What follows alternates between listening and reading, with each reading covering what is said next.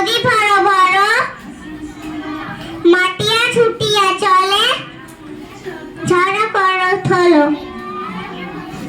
মহল ফেলে হল কল খোলা হল করতে খোলা জোরে পাক গলি ঘুরে ঘুরে ছোটে দুই কুলে বনে বনে ভরে যায় সারা বর্ষা উঠবে জেকে উঠে পারা ধন্যবাদ।